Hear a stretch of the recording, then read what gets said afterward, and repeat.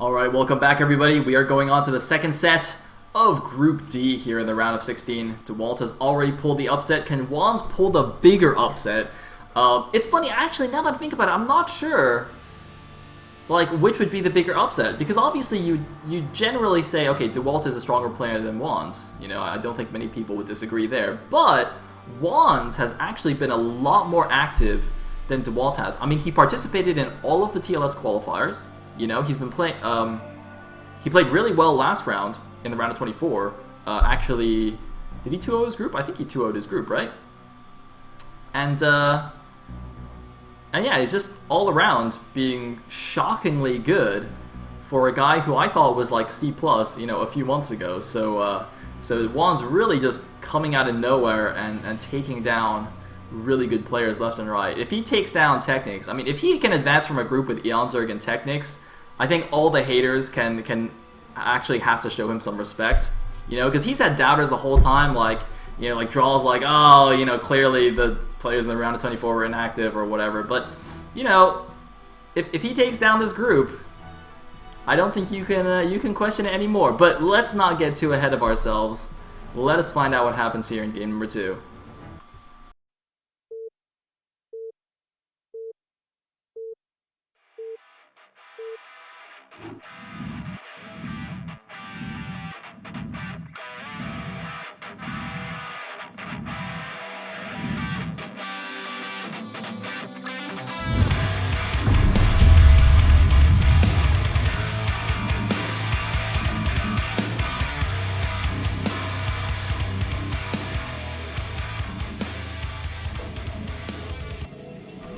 Alright, here we go in game number 2.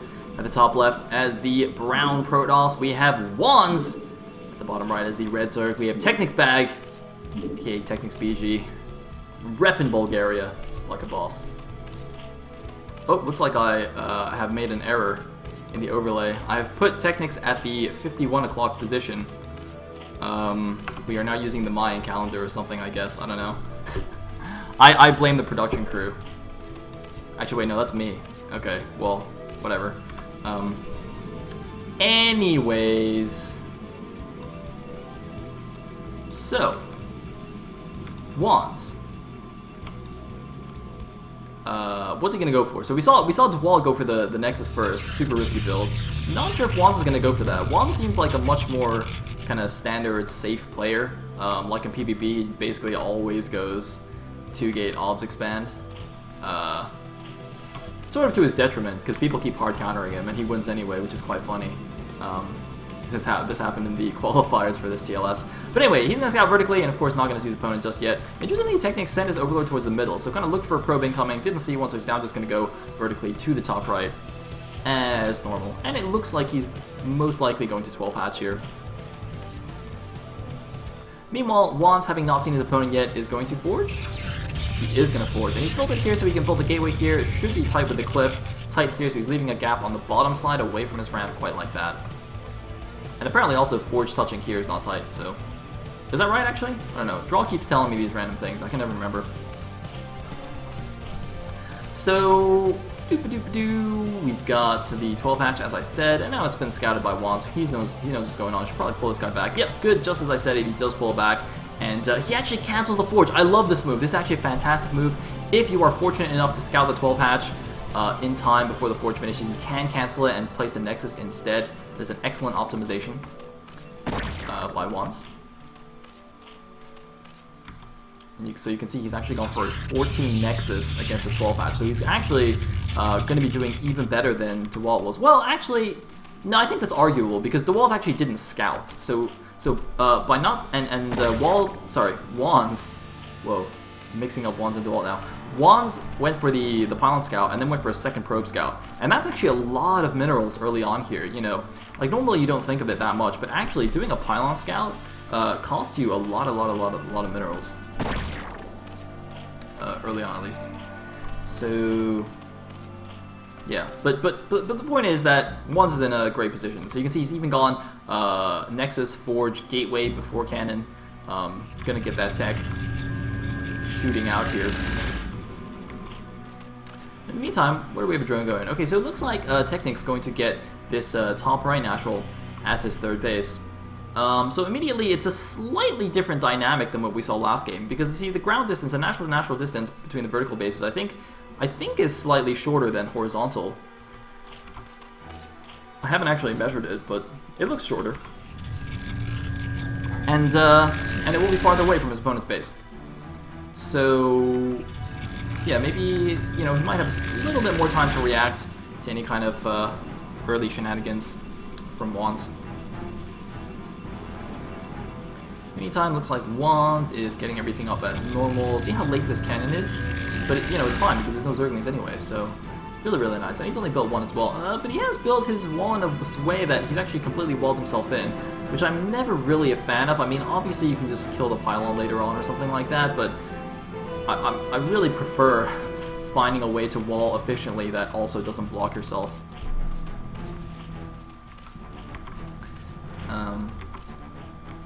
Anyway, looks like Pro Guy is still managing to stay alive here. TechnicS seeming to only make 2 Zerglings here, so the rest will all go into drones. So he doesn't really care about putting on any pressure or anything. He knows that, you know, with them being cross-mapped, it's unlikely his Zerglings will do too much. And so he's only made a couple to get rid of this scouting probe. Meanwhile, a Zealot actually is moving out towards TechnicS' third base here. And TechnicS, by the way, doesn't have anything near WandS' base. His Overlord that he sent to the bottom left is actually going back towards the middle of the map. So I don't really understand this. Because, I mean, he's not only is he not going to see what's going on in DeWalt's main, sorry, WandS, excuse me. Not only is he not going to see what's going on in WandS' main, but he's not even going to have any indication of when these kind of attacks happen, right? Like, normally you want an Overlord parked outside your opponent's natural, so you can see when he's sending out Zealots. But TechnicS isn't bothering to do that. Excuse me. So, it looks like we have the Citadel, we have the Stargate finished up here, and we have the one Zealot guy who not properly held position in this gap. Oh, or that gap, I guess. But he has done so now. Gonna get maybe another kill? No, only getting me 1 kill. But that's all fine. So say the lair is done, the Spire is on the way. Now I'm curious to see if TechnicS goes for that fast 4-base style that EonZerg just did, followed up with +1 Carapace Mutas. That's pretty popular nowadays. But actually, it looks like he's made a good number of speedlings here. Look at this, he's made something like 12 to 14 speedlings here. Looks like it's probably around 14. And he's going to go in here, but there is a wall because I think the Corsair saw it, so no chance there. He's got to be careful, this probe can actually be sniped. Really should leave a second probe there for safety. Yep, very nice, good reaction by WandS. Knows exactly what to do. Look at this. Every time I say you should do something good, he does it immediately. This is perfect. I should probably stop saying things, though, in case I inadvertently curse him and he, like, you know, kills his own probe at the wall or something. But look at this. TechnicS going for the exact same thing as EonZerg. Getting that 4th hatchery immediately here, starting the wall in at both of his natural bases. And he's not getting +1 Carapace, though, so it doesn't look like he's going to follow up with Mutas. Or he might, but he's not going to have +1 Carapace, air Carapace, which I think is probably really useful if you're going for that Muta style. In the meantime, looks like the Corsairs of WandS are going to get pulled back. He's made 2 so far. He's not continuing the Corsair production. So it doesn't look like he's going to persist. No, he is getting +1 air, so maybe he just, I don't know why he's not producing. Okay, there he is. Looks like he just delayed a little bit. Slight macro slip, but that's okay. Good reaction there, pulling the Scourge back by TechnicS, as you would expect from a high caliber player. And so we are seeing something very similar so far to what we saw last game, but the main deviation from the Zerg here is that he's actually gone for the Hydras instead, so let's see if that works out a little bit better for him compared to the Mutas for EonZerg. Of course, EonZerg did kind of go muted laying against like Zealot Archon, which is almost a hard counter, so that wasn't really ideal. And it looks like WandS gonna trap a probe back here, doing some gonna do some stacking with his Corsairs. That's actually quite a cool way to do it, by the way. Oftentimes players will just do it with 2 pylons and just trap the probe in the middle, but he's actually just done it with 1 in that little gap, which is quite cute. It doesn't really make a difference, but I don't know, I think it's kind of cute. It is adorable. Anyway, +1 speed loss running out now, and see, this is the more usual timing you would expect. The timing DeWalt did last game was really late and like really powerful, but this kind of early, you know, 4 or 5 Zealots, you know, between something like I think 5 to 8 Zealots is generally when you see this poke out. And he's going to grab a few of these Zerglings, of course, because he does have the +1, but with the Sunken there already, and in fact a Hydra as well. A couple of Hydras there as well. He's not really going to be able to do anything. So he's going to pull back here. He did put on a bit of pressure, just scared TechnicS a little bit. But, you know, he's got to do something soon, because TechnicS is now mining on the 4 bases. He doesn't have full saturation there yet, obviously. But it looks like WandS is actually preparing to go for the 9 o'clock base. And I do like that very, very much here. So he's going to play the eco game. He's not going to go for some crazy 2-base attack like DeWalt did. Meanwhile, TechnicS actually playing very safe here, actually getting spores as well at both of these naturals. And that could actually be prove to be quite useful, because look at how many Corsairs there are. Almost non-stop production by WandS. It is actually really eating you into his gas, though. It's a little bit difficult to keep up constant Corsair production while also, you know, getting your High Templar out and your upgrades out and like your Robo and whatnot. So you have to be a little bit careful on the balance there. And getting this 3rd gas will help with that immensely. But TechnicS with a very good Zergling scout timing. Not so much a timing, I guess, it's just when he decided to actually send out some dudes. Oh, gotta be careful though! Gotta be careful not to lose these guys. Losing a DT there as well for free. So, small win there for TechnicS. Got I think a Corsair and a DT. I don't think he lost anything. In the meantime... Still no +1 carapace actually, even though he saw all the Corsairs. Oftentimes, even if you're not getting mutas, if you see your opponent getting mass +1 Sairs, Zergs will just get the +1 air carapace anyway to help protect their overlords. You know, because the carapace bonus really does help a lot. Meanwhile, we do an attack here at the 9 o'clock, but with the Hydras having to run down this ramp and the storms already available, I don't think it's going to be too successful. Although I thought the storms were available. Okay, there's one storm, but oh man, a completely missed storm there. He's got one more in the back, but missing that storm could actually potentially cost him the space, but no, it looks like the cannons do warp in, so he is going to be fine for the time being, but that could have been quite dangerous there. TechnicS kind of forcing an error in the storm. TechnicS should not go here. He should not go here. Oh man, this could be bad, but why is the WandS not storming? Where's the storm? He's got energy. I don't know why he's not storming. Oh man, really delayed reaction there from WandS, losing a couple of cannons for no reason. I'm not sure what he was looking at there. Maybe he was microing the Corsairs or something, or just macroing. His Corsairs have taken the opportunity to kill some Overlords, so he's going to try and get these damaged Overlords. Boom! Taking them down. Supply blocking TechnicS now. And, oh, he might lose one here, though. Yoink. But doing a good job. So he's at 113 supply now against the 86 of TechnicS. He still has a small supply lead, but that's fairly normal in PvZ. And he does have his 3rd base off now. He's got to be a little bit careful in this transfer, though, because the Hydras are coming across, and now the Zealots don't have the luxury of a choke point to defend, so they're going to have to kind of engage in open field. I don't see the High Templars. Oh man, he's got to be very careful with these High Templars. Actually, only one of them had energy for a storm. This one almost has enough energy for another one, but look at this. The probes actually even just stopping in the middle here. WandS getting a little bit messy right now. Oh man, he's gonna lose this this force in the middle of the map here. No way he can actually engage all of these Hydras. He's got more Zealots here, but it looks like he didn't even bring them out to fight. Finally bringing them out here. If he had them out in the initial engagement, I think he would have actually been fine. As it is, he's bringing them out now. He's got to be careful. He's got to keep them all together, though. He's losing control of his Zealots a little bit. Meanwhile, the Corsairs are also being a little bit inactive right now. I mean, I'm not really sure what WandS is doing, but it's kind of showing perhaps a little bit of an experience here. He's not playing particularly impressively, to be honest. I mean, TechnicS is basically just tearing him apart with Hydra control. He's not doing fancy muta micro, he's not using lurkers. He's just actually purely out-controlling WandS right now with his Hydras and just showing his level of play, which is very impressive. So, WandS, again, not really on top of his army, it seems. This guy could probably get sniped as well. Looks like TechnicS doesn't realize it, though.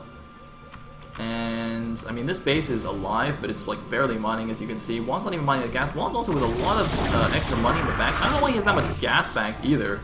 Really do not want to have that much gas. Just make more High Templar. You can never have too many Archons / High Templar against Zerg, so there's really no excuse for having a huge gas bank in this matchup, I don't think. Really just make more Archons if you have the extra gas. So it looks like we finally have some Lurkers on the way now. Really delayed Lurkers, but look at this. He's double expanding in the meantime to the 6 and the 3. So he's going up to 6 bases against the Protoss 3. And, you know, it doesn't look like WandS really has an answer to TechnicS' army. I mean, and he's also, look at this, his composition is so Zealot heavy.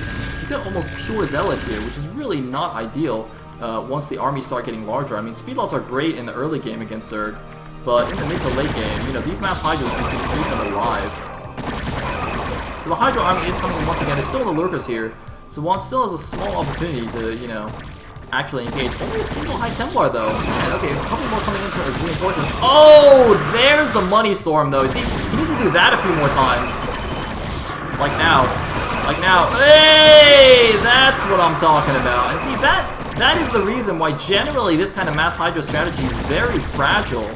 And, you know, it really requires really solid Hydra control, and even then, once you get too many Hydras, it becomes very difficult, if not impossible, to actually dodge storms effectively. So we can see, despite TechnicS' you know, really solid control here, he still ate a couple of storms just because he wasn't paying attention for a fraction of a second. At the very least, though, WandS is, you know, constantly occupying the forces, so he's making sure his 9 o'clock base doesn't fall here. I don't know why there's 2 probes with this army, or is this just a missed hotkey or something? Or are these supposed to go to the 12? It looks like he's actually hotkeyed them with his army, which is a little bit bizarre. And meanwhile, TechnicS sniping yet another High Templar here. I guess WandS at least stops the Lurker Morph outside of his base, but you know, TechnicS now has the 3 o'clock and the 6 o'clock mining. He's just in complete control of this game. What does his tech look like? Where's his lair, actually? Okay, looks like he hasn't actually started to take up the Hive yet, so he's actually going to play the Hydra Lurker composition a little bit longer, which is absolutely fine. Hydra Lurker is fantastic for a very long time against Protoss. It's only once you get to the really, really late game where Protoss has a lot of Reavers and whatnot that it starts to become a little bit cumbersome, and you want to start switching. But until that point, Hydra Lurker is absolutely fine.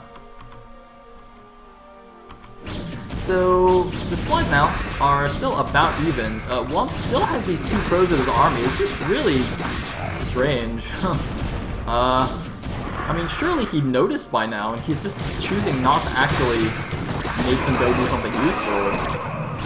I mean, you know, they're not necessarily hurting his army, but they will cause some pathing issues and stuff. Like, they could block his zealots. I would not leave 2 probes in my army. It also just looks silly. But anyway, looks like the Protoss army is being forced back by TechnicS, having brought out some of the big guns here, the lurkers. One random zealot has gone away.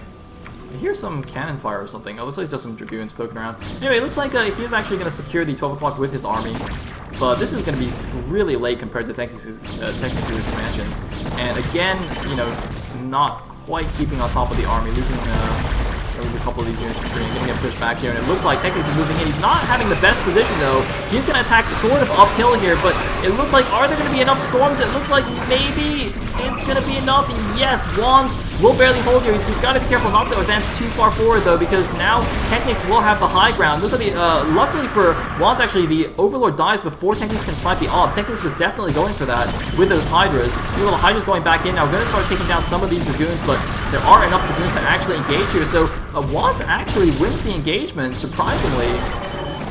But the problem is that TechnicS has so many bases, he has so many hatcheries, he can reproduce so much more easily than WandS. Even if WandS, you know, trades at a 2-to-1 cost efficiency or even 3-to-1, it doesn't matter because TechnicS just has overwhelming production. I mean, he's just going to macro up another army in no time, but it looks like WandS actually is going to take advantage of that minor victory there and actually apply some pressure. But he's got a very Dragoon-heavy composition with not many storms, and that's very, very dangerous with TechnicS on this mass low-tech unit composition here. The storms have to be absolutely perfect, or else the Dragoons will get annihilated, but it looks like the storms are very, very good. 1DT is also helping out, but more reinforcements from TechnicS coming out from the back, and without any psionic storm support, these Dragoons are sitting ducks here. He needs to run away. He cannot engage here with pure Dragoons. Pure Dragoons are not good against Zerg.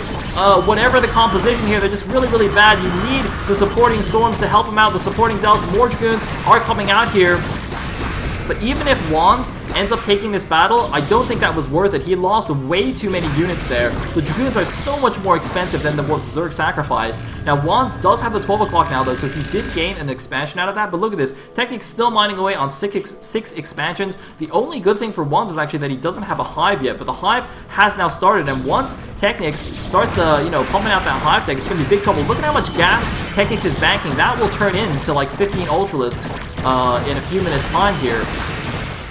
And and that is not something that WandS can deal with. You know, he's not got the correct composition. He doesn't have a single Archon here just because TechnicS has been so good at sniping Templars and just trading down the Protoss army. And if you don't have Archons when Ultras start coming out, there's basically no way for you to win. I mean, Dragoons are actually decent against Ultras when there's no Dark Swarm, but you know, once you throw in all those Zerglings in there, you just need the Archons. Anyways, High Templars once again getting sniped down here. TechnicS is really on the ball with that, and looks like the Protoss army gonna get surrounded and crushed. I don't know why WandS keeps pressing the issue with smaller numbers of units here. I mean, you know, keeping the pressure on after winning an engagement is sometimes correct, but in PvZ it's actually often incorrect, because as the as the army compositions get smaller, and more importantly, as you lose energy on your High Templar by using storms, the Zerg army gets exponentially more efficient against the Protoss army. So after a big engagement, after you've used all your storms, and if you've, you know, lost all your zealots and you only have dragoons left, you should actually conserve the army and run away, even if you won a big engagement. You know, unless you won such an overwhelming victory that you think you can kill him or do massive damage, like kill an expansion, you actually probably shouldn't attack, because if you have, as we've seen, if you have no storms, and you know, you only have dragoons and maybe a few zealots, you actually just can't even deal with a pure Hydra Ling. There's a random harassment down here. It didn't really do anything. A probe's going to try and sneak over here to the bottom left, but that's already being taken by TechnicS. So that's not going to happen. Anyway, Defiler Mound has now completed, so TechnicS now making the switch to Hive, getting that Ultralisk Cavern, and you can see he saved up so much gas. You know, the Hydra Lurker composition, it can eat up a lot of gas depending... Well, the amount of gas it eats up obviously depends on the number of Lurkers you make, and TechnicS, you know, has seemed to have made a lot more Hydra Ling than Lurkers, so he has actually saved up a lot of gas to really make use of that Hive tech. So, you know, WandS might struggle for a little bit longer, but I feel like there's going to be a sudden explosion of Hive tech, unless WandS just dies right now. But if WandS doesn't die for the next couple of minutes, you know, he might feel a little bit comfortable, but there's suddenly just going to be like 20 Ultras at his door, and he'll just immediately lose the game, or something like that.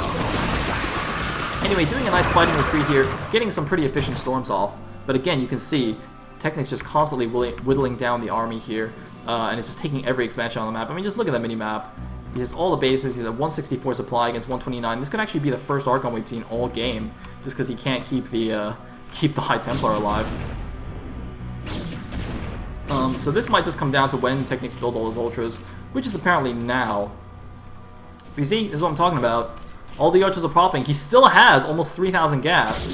He can still make a lot more here. It looks like WandS is going to kill like his first hatchery of the game. I don't think he's killed a hatchery yet. So that's a nice little mini victory for him, I guess. But look at all these units just coming down to trap that army. There's no way this army's actually leaving alive. He's just going to have to leave it at that base and just chill. Actually, TechnicS might just even kill it. He's not going to even bother. So, yeah, this group of units is forfeit, but, you know, just trying to take as many units as possible. That'll be good. Gonna kill a decent number of Zerglings, I guess. But that is gonna be the end of that little force there. And you see, why is WandS moving out with, like, you know, 10 Zealots and 4 High Templar by themselves? You know, okay, looks like, okay, finally he's got a few more units coming out. I forgot he actually had those couple of extra units at the top there. But, you know, like, at this point in the game, High Templar should never just run around with only Zealots. You're just asking to get those High Templar sniped. Anyway, looks like he's now going for a big attack on the 6 o'clock. You can see on the minimap all the red lines converging on the Protoss army now. Oh god, here we go. Ultraling are coming in. WandS is backing out, but I don't think he's going to be able to escape because his Hydra's coming in the back as well. Looks like not quite enough though, so the surround wasn't quite perfect there. And WandS may be able to escape. He does have a couple of Archons and 6 High Templar now, so that is a little bit scarier for TechnicS. And TechnicS doesn't seem to have that many Ultralisks just yet. Actually, I can't even see where they are. Okay, there's a few Ultras. I thought he would have a few more by now. I mean, he's got enough money to just make a bunch more. Actually, he's maxed now, so I don't know if they're just in eggs or something, because his army doesn't look that big considering it is maxed. He is maxed, so I'm a little bit confused by where all the supply is. Well, that's not ideal. Oh, the classic wall yourself in with Ultras. Oh, that poor Ultra, he really wants to get out. Oh man, you can feel his pain. That's like Free Willy you know, where he's just like stuck in that tiny little pool and he has to keep swimming in circles, and he swims in circles so much that his dorsal fin just curls into a loop. That's the Free Willy Ultra right there. Anyway, some really nice storms here. I mean, the Browns have a really nice defensive position, so if he can hold this, you know, he will get a very efficient exchanges, but it looks like, oh man, the Archons have actually fallen, and that was his main buffering unit there, so, oh man, that's also going to cost him all of these High Templar. Really good storms, as you can see, but just not quite enough. A few Zealots apparently were not in the front buffering like they were supposed to, and they're obviously just min speed in front of the Ultras. Looks like, whoa, hello Ultra Train. So TechnicS has apparently freed the Ultras here, and and is now just going to win the game.